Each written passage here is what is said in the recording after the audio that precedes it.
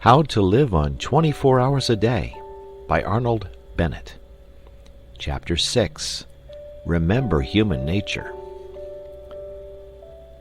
I have incidentally mentioned the vast expanse of 45 hours between leaving business at 2 p.m. on Saturday and returning to business at 10 a.m. on Monday. And here I must touch on the point whether the week should consist of 6 days or of 7.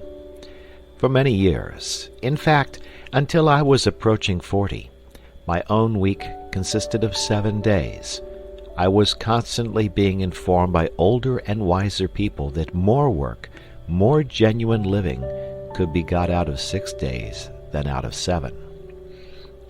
And it is certainly true that now, with 1 day in 7 in which I follow no program and make no effort save what the caprice of the moment dictates, I appreciate intensely the moral value of a weekly rest. Nevertheless, had I my life to arrange over again, I would do again as I have done. Only those who have lived at the full stretch 7 days a week for a long time can appreciate the full beauty of a regular, recurring idleness. Moreover, I am aging, and it is a question of age. In cases of abounding youth and exceptional energy and desire for effort, I should say unhesitatingly, keep going day in, day out.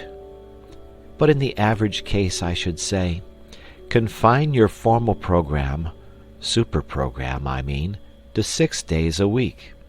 If you find yourself wishing to extend it, but only in proportion to your wish, and count the extra time as a windfall, not as regular income, so that you can return to a 6-day program without the sensation of being poorer, of being a backslider. Let us now see where we stand. So far, we have marked for saving out of the waste of days half an hour at least on 6 mornings a week, and 1 hour and a half on 3 evenings a week. Total, 7 hours and a half a week. I propose to be content with that 7 hours and a half for the present. What? You cry. You pretend to show us how to live, and you only deal with 7 hours and a half out of 168? Are you going to perform a miracle with your 7 hours and a half? Well, not to mince the matter, I am, if you will kindly let me. That is to say, I am going to ask you to attempt an experience which, while perfectly natural and explicable, has all the air of a miracle.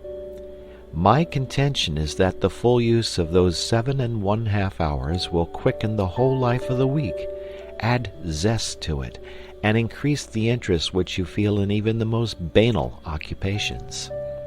You practice physical exercises for a mere 10 minutes, morning and evening, and yet you are not astonished when your physical health and strength are beneficially affected every hour of the day, and your whole physical outlook changed.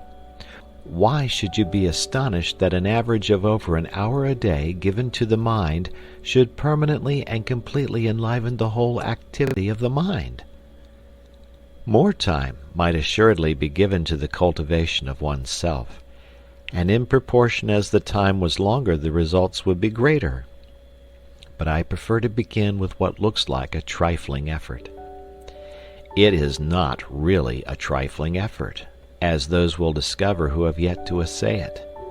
To clear even 7 hours and a half from the jungle is passably difficult, for some sacrifice has to be made. One may have spent one's time badly, but one did spend it. One did do something with it, however ill-advised that something may have been. To do something else means a change of habits. And habits are the very dickens to change. Further, any change, even a change for the better, is always accompanied by drawbacks and discomforts. If you imagine that you will be able to devote 7 hours and a half a week to serious, continuous effort, and still live your old life, you are mistaken. I repeat that some sacrifice and an immense deal of volition will be necessary. And it is because I know the difficulty, it is because I know the almost disastrous effect of failure in such an enterprise, that I earnestly advise a very humble beginning.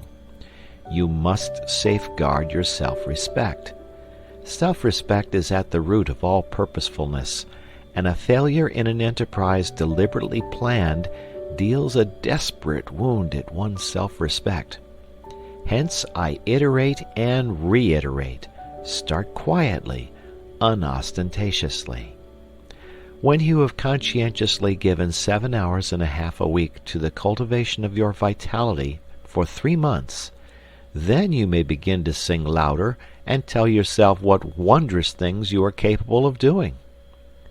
Before coming to the method of using the indicated hours, I have one final suggestion to make. That is, as regards the evenings, to allow much more than an hour and a half in which to do the work of an hour and a half. Remember the chance of accidents. Remember human nature. And give yourself, say, from 9 to 11:30 for your task of 90 minutes. End of chapter.